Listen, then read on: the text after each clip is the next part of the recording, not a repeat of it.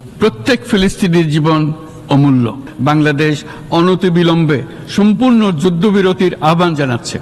বিশ্ববাসীর উদ্বেগ এবং নিন্দা সত্ত্বেও গাজায় গণহত্যা থামছে না। ফিলিস্তিনের জনগণের বিরুদ্ধে যে মানবতা বিরোধী অপরাধ হচ্ছে তার জন্য সংশ্লিষ্ট সকলকে দায়বদ্ধ করতে হবে। দ্বিরাষ্ট্রভিত্তিক সমাধানেই মধ্যপ্রাচ্যে টেকসই শান্তি আনতে পারবে। ফিলিস্তিনের জনগণের উপর চলমান নৃশংসতা, বিশেষত নারী এবং শিশুদের সাথে প্রতিনিয়ত যে নিষ্ঠুরতা বিশ্ব দেখাচ্ছে তা থেকে নিস্তারের জন্য বাংলাদেশ অনতিবিলম্বে সম্পূর্ণ যুদ্ধবিরতির আহ্বান জানাচ্ছে। আল্লাহ তাআলা বলেন, কুল্লামা আওকাদু নারান লিল হারবি আতফাআল্লাহ, তারা যখনই যুদ্ধের আগুন প্রজ্বলিত করে আল্লাহ রাব্বুল আলামিন তা নিভিয়ে দেন। সুবহানাল্লাহ। আলহামদুলিল্লাহি ওয়া কাফা ওয়া সালামুন আলা ইবাদিহিল্লাযিনা ইসতাফা, আম্মা বা'দ, ফাউযু বিল্লাহি মিনাশ শাইতানির রাজীম, বিসমিল্লাহির রহমানির রহিম। কুল্লামা আওকাদু নারান লিল হারবি আতফাআল্লাহ ওয়া ইয়াসআউনা ফিল আরদি ফাসাদা আল্লাহু লা ইউহিব্বুল মুফসিদিন। সম্মানিত দিনী ভাই এবং বোনেরা, আজকে আপনাদের সামনে অত্যন্ত ভরাক্রান্ত মন নিয়ে হাজির হয়েছি। আসলে আমি জানি না কেন এমনটা হচ্ছে, কারণ আমার খুব আশা ছিল যে আমরা আপনারা সবাই মিলে পবিত্র এই রমজানে একনিষ্ঠভাবে মহান আল্লাহ তাআলার ইবাদত বন্দেগীর মাধ্যমেই কাটাবো। কিন্তু এক এক সময় এক এক ভাবে আমাদের উপরে এক এক বিপদ চেপে আসতেছে, কখনো দেশীয়ভাবে, কখনো আন্তর্জাতিকভাবে। এই তো কিছুদিন আগে মাগুরায় আমার এক দিনী বোন ধর্ষণে সে শহীদ হয়ে গেল। এর রেশ কাটতে না কাটতেই আবার আমরা মুখোমুখি হয়েছি ফিলিস্তিনে আমার মুসলিম মা বোনদের উপরে কিভাবে জুলুম নির্যাতন চালানো হচ্ছে। গত 18 মার্চ মঙ্গলবার ফিলিস্তিনের একটি অন্যতম শহর হচ্ছে গাজা। এই গাজা শহরে যুদ্ধ বিরতি ভেঙে অন্তত 4 শতাধিক মুসলমানকে ইহুদিরা অন্যায়ভাবে হত্যা করেছে। কি অপরাধ ছিল, কি অপরাধ ছিল আমার সেই মুসলিম ভাইদের, মুসলিম বোনদের। ছোট্ট ছোট্ট বাচ্চা, তাদেরকে গুলি করে হত্যা করা হয়েছে। আমার মা বোনদের ইজ্জত নিয়ে খেলা হয়। ফিলিস্তিনের এই রক্তাক্ত ইতিহাস, এটা শুধুমাত্র 2025-এ ঘটে যাওয়া গত 18 মার্চ মঙ্গলবার নয়, এটা সেই যুগ যুগ ধরে চলে আসতেছে। ইহুদি বাচ্চারা, ইহুদিরা আমার ফিলিস্তিন ভাইদের উপরে যুগ যুগ ধরে তারা এইভাবে নির্মমভাবে হত্যা করে আসতেছে। ইহুদিদের ব্যাপারে আল্লাহ রাব্বুল আলামিন সতর্ক করে দিয়েছেন, কোরআনে কারিমের মধ্যে বলে দিয়েছেন। সূরা মায়েদায় আল্লাহ তাআলা বলেন, কুল্লামা আওকাদু নারান লিল হারবি আতফাআল্লাহ, তারা যখনই যুদ্ধের আগুন প্রজ্বলিত করে আল্লাহ রাব্বুল আলামিন তা নিভিয়ে দেন। সুবহানাল্লাহ। আর কুল্লামা আওকাদু নারান লিল হারবি আতফাআল্লাহ, তারা যখনই যুদ্ধের আগুন প্রজ্বলিত করে আল্লাহ তাআলা সেটা নিভিয়ে দেয়। ওয়াসআউনা ফিল আরদি ফাসাদা, আর তারা ভূপৃষ্ঠে তারা অন্যায় অবিচার করে থাকে এবং সেটা জমিনের ভিতরে তারা অন্যায় প্রচার করতে থাকে। আল্লাহু লা ইউহিব্বুল মুফসিদিন, আর আল্লাহ রাব্বুল আলামিন অপরাধীদেরকে পছন্দ করেন না।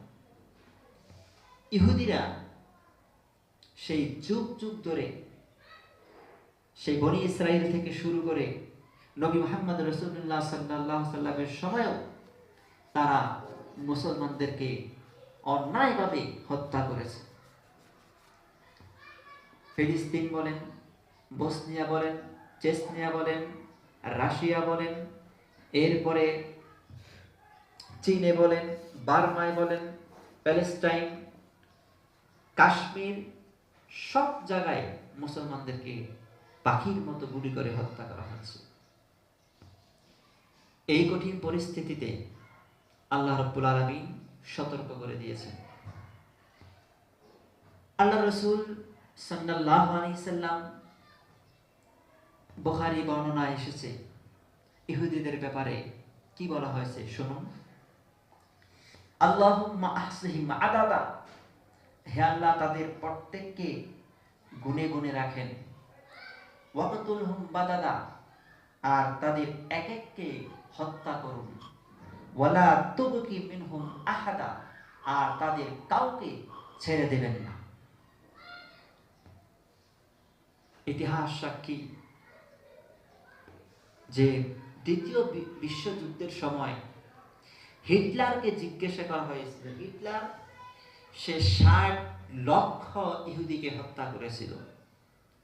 ফলশ্রুতিতে তদানীন্তন সময়ের বিশ্বের বিভিন্ন রাষ্ট্রই তার প্রতি মনক্ষুণ্ণ হয়েছিল এবং তার প্রতিবাদ করেছিল। তখন হিটলার বলেছিল, যদিও গণহত্যা ইসলামে এটা স্বীকৃতি দেয় না, কিন্তু হিটলার তখন বলেছিল যে আমি 60 লক্ষ ইহুদিকে কেন হত্যা করলাম, এর কারণ জানতে পারবে আগামী প্রজন্ম। কারণ কিছু সংখ্যক ইহুদি আমি জীবিত রেখেছি ইচ্ছা করেই, যে এই ইহুদিরাই ভবিষ্যতে প্রমাণ করবে যে তাদের পূর্ববর্তী, তাদের পূর্বসূরীদেরকে কেন হত্যা করলাম। আজ ইহুদিরা ফিলিস্তিনে আমার মা বোনদের উপরে যে অত্যাচার করতেছে, যেভাবে হত্যা করতেছে, আমরা ইফতারি করি খেজুর, তারপরে শরবত ইত্যাদি দিয়ে আজান শুনি আর ইফতার করি, আর ফিলিস্তিনের মা বোনেরা তারা ইফতারের সময় বন্দুকের আওয়াজ শুনে, বোমার আওয়াজ শুনে তারা ইফতার করতে পারে না, তার আগে তাদের দম বের হয়ে যায়, এমন অবস্থা।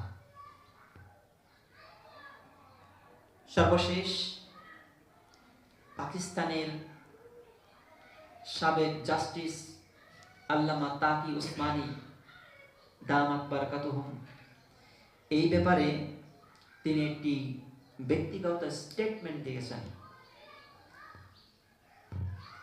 গত মঙ্গলবার জিও নিউজের উর্দু ভার্সনে এক প্রতিবেদনে তিনি বলেন, হুরমতে আকসা কনভেনশনে বক্তৃতাকালে তিনি একটা স্টেটমেন্ট দেন।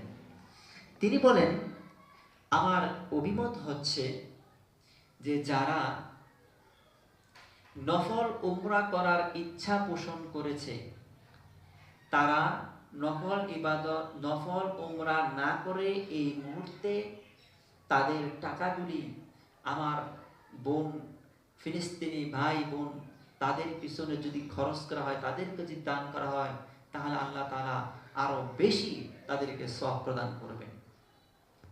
আল্লামা মুফতি তাকি উসমানী সাহেব এই মত তিনি পেশ করেছেন। আলহামদুলিল্লাহ, সারা বিশ্বে এই বক্তব্য ছড়িয়ে পড়েছে, আজ অবধি কেউ এর প্রতিবাদ করেনি। সুতরাং আমি বলবো, আপনারা যে যেখান থেকে আসেন, বিভিন্ন সোর্স আসছে, সেগুলিকে আপনারা জাস্টিফাই করে আপনারা যে যতটুকু পারেন, যার যতটুকু সমর্থ আছে, সেই টাকাগুলি আপনারা আমার ফিলিস্তিনি মা বোনদের জন্য পাঠিয়ে দেন, তারা অনেক উপকৃত হবে। সর্বশেষ আরেকটি রিকোয়েস্ট আপনাদের জন্য রাখতেছি, যে সমস্ত ইহুদিরা আমাদের মা বোনদেরকে হত্যা করতেছে ফিলিস্তিনে এবং পৃথিবীর বিভিন্ন জায়গায়, তাদেরকে আঘাত করা সরাসরি আমাদের পক্ষে সম্ভব নয়, অতটা শক্তিশালী আমরা হই নাই। কিন্তু যদি আমরা তাদেরকে অর্থনৈতিকভাবে আঘাত করি, সেই সামর্থ্য আমাদের সবারই আছে। কিভাবে? যে ইহুদিদের ইসরায়েলি পণ্য যতগুলি আমাদের দেশে আছে, যেমন পেপসি, কোকাকোলা, তারপরে বিভিন্ন শ্যাম্পু আছে, আমরা এইগুলি দেখে দেখে যদি আমরা ক্রয় করি, যেগুলি ইহুদিদের পণ্য সেগুলি ক্রয় না করে আমরা অন্যান্য যে সমস্ত পণ্য আছে আমরা সেগুলি ক্রয় করব, ব্যবহার করব, খাবো, কোনো সমস্যা নেই, কিন্তু ইহুদিদের কোনো পণ্য আমরা ব্যবহার করব না।